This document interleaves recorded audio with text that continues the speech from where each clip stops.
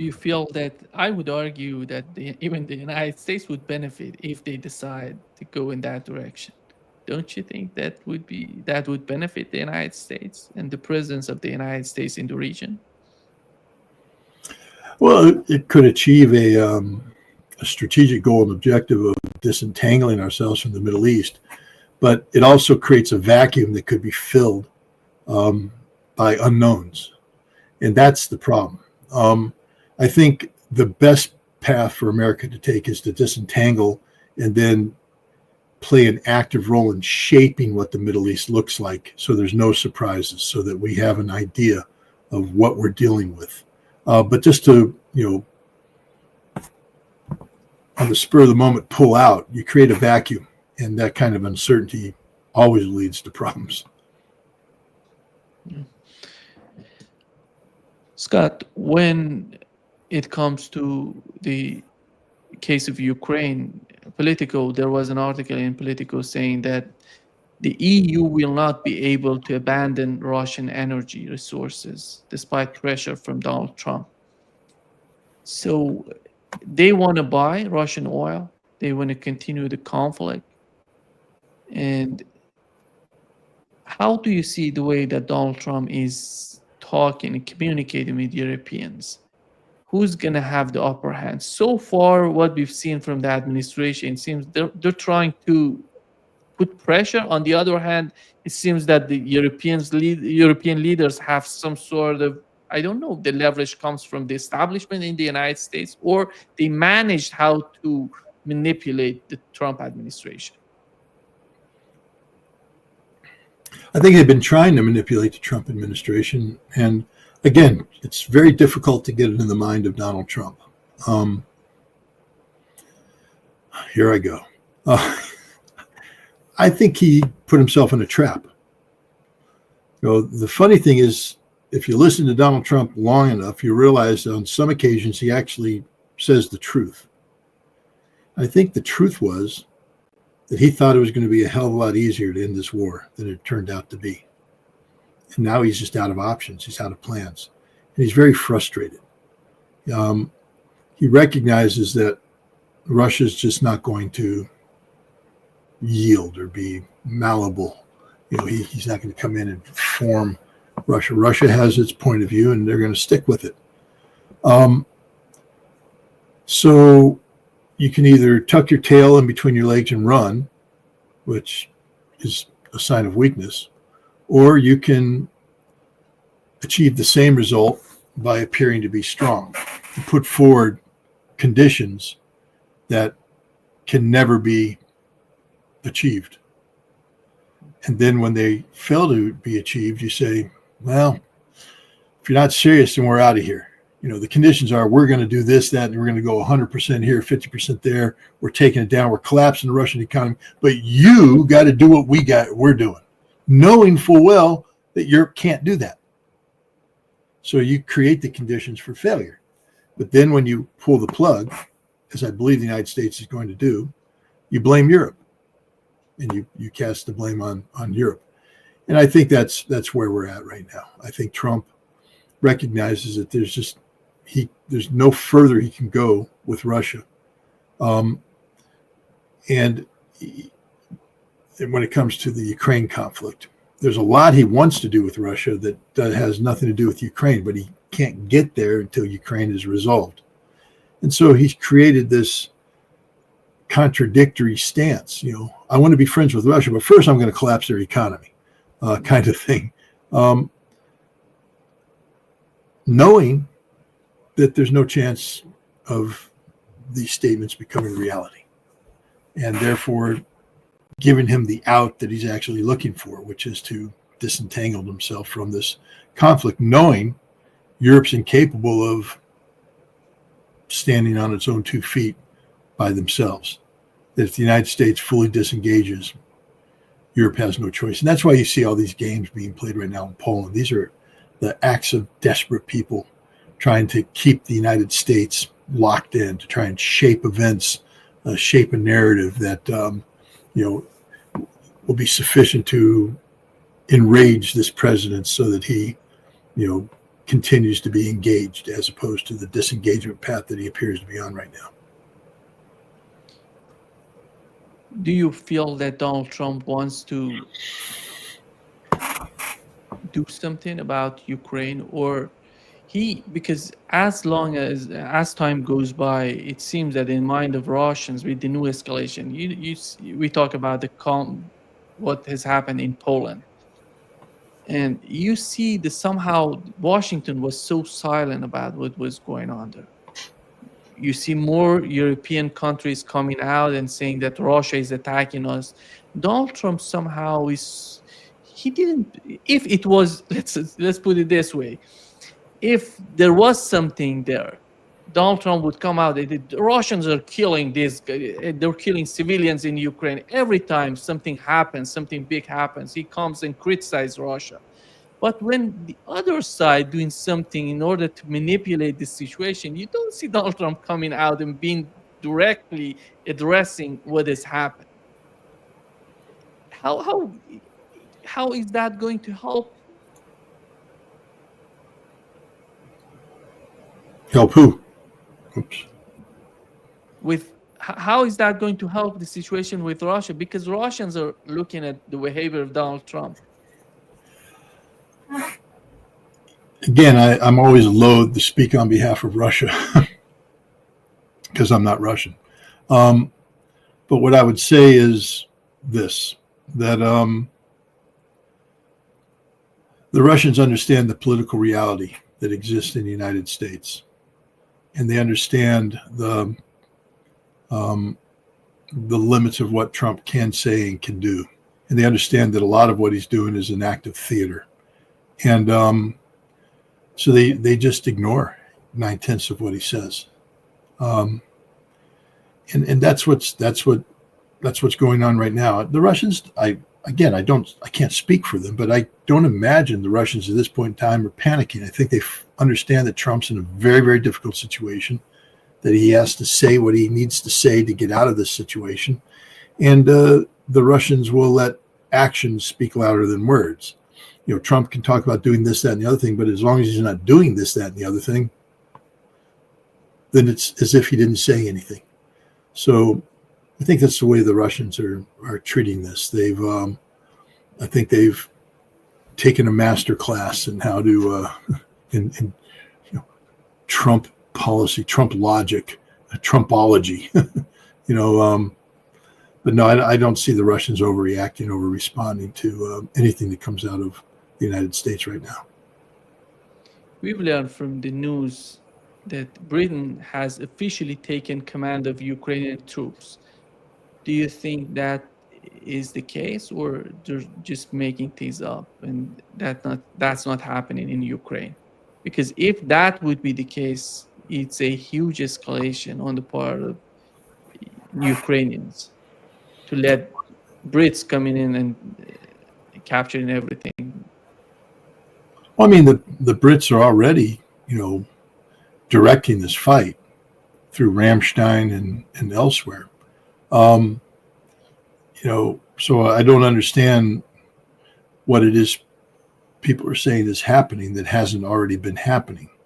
I don't think at the battalion level that the battalion commanders are British. I think they're Ukrainian. I think the brigade commanders are Ukrainian. I think the corps commanders are Ukrainian. I think the commander of the Ukrainian army is Ukrainian. I think there's British advisors that are attached to these different levels, and they provide advice, and and they're influential. But I don't believe that Ukraine has turned over, the tactical and operational responsibilities to the British. I think the British are there as strategic advisors, big picture advisors, but not as it's a proxy army. We know this. We know it's a proxy army. So I don't know what everybody's surprised about when it turns out that the Ukrainian army is responding to the directives, the strategic vision of the British. It's the British, after all, since 2023 that have taken the lead in advising the Ukrainian army. And they're the ones who run the program, keep Ukraine in the fight. So, yeah, there should be British officers there if that's the case. But the idea that suddenly everybody's going to have a Sandhurst, accent and, and salute smartly like the Queen's Grenadiers. No, that's no. You mean, Scott, who's providing the commanders to Ukraine? It's all about British, French. Do we have German commanders there helping them? Or because it's a huge mess if you look at Ukraine and you see different weapons coming to Ukraine, different systems coming to Ukraine. The commander is Ukrainian, but right below him you see different mercenaries or commanders from different countries coming together. I remember once I talked with Colonel Wilkerson. He said each and every mission they had with other NATO countries, I'm talking about NATO countries working with each other, it was a huge mess. It seems what's going on in Ukraine even worse than that.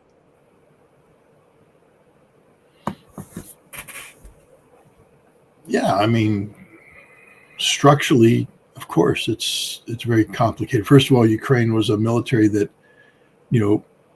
consisted primarily of legacy Soviet equipment, modernized and upgraded. Now, what we've seen is that the West has been bringing in sort of a hodgepodge of Western gear, whether it be American M1 tanks, British, Challengers, the Leopards of Germany, AMX tanks coming out of France. Logistically, that's a nightmare to have that. Training wise, it's problematic. But that's the reality of this multinational approach to sustaining this Ukrainian conflict.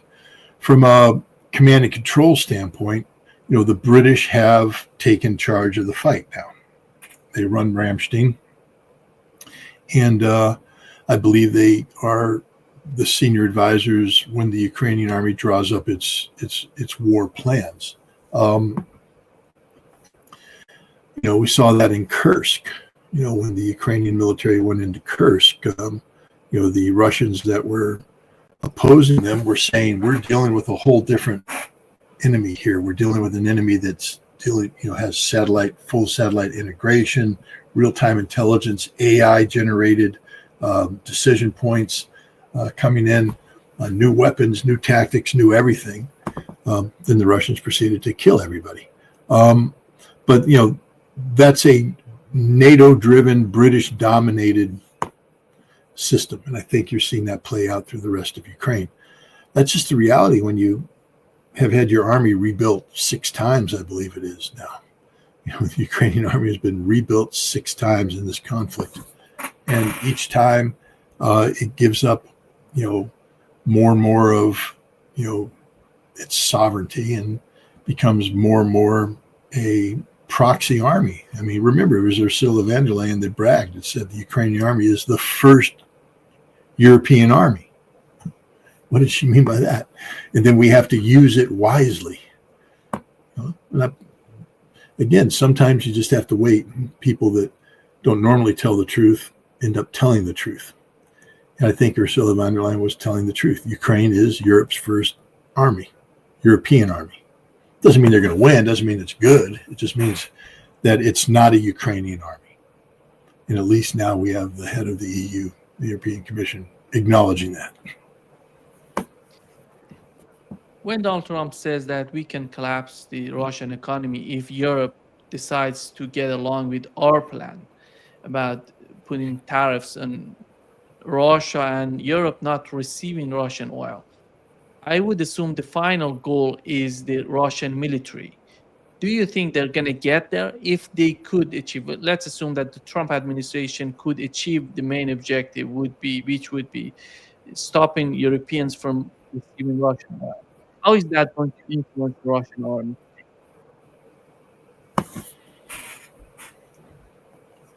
I don't think that's going to have an impact on the Russian army. I mean, there may be some fuel shortages brought about by these Ukrainian drone attacks against the variety of refining capacity in Russia. But the Russian army is fully funded, fully equipped, fully supported. The danger comes in the Russian civilian sector economy. Reports are that because of the war, there's job shortages. This is why the Russians were looking to provide, special visa arrangements for foreigners to come in and help fill the manpower shortage. I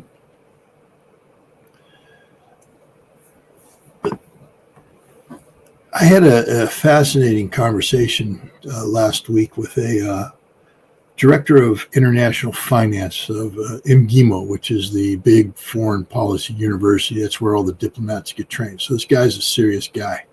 One of the things that Trump and his advisors need to understand is that right now Russia's still playing the, we're a capitalist country game. So their economy still is organized and functions on classic capitalism type model. But what Russia is fully capable of doing is going into what would be called a mobilization economy. That is to decouple from concepts of capitalism and go into a pure Stalinist type mode that was last embraced in the 1930s when Stalin industrialized the Soviet Union, in the face, by the way, of massive international sanctions and efforts to isolate the Soviet Union. And the way that Stalin overcame that was through, this mobilization economy. Russia could very easily, if it was a matter of existential survival, slip into mobilization economy. The United States never could, but Russia can. And this is the fatal mistake of the thinking of Scott Besser, because to get Russia to that state, the United States would have to be so disruptive of the world order that, sometimes you got to be careful what you ask for. Not only would Russia's economy not collapse, and is never going to collapse, it would transition to something that has totally delinked it from Western sources of influence. But the blowback to the United States could lead to the collapse of the American economy.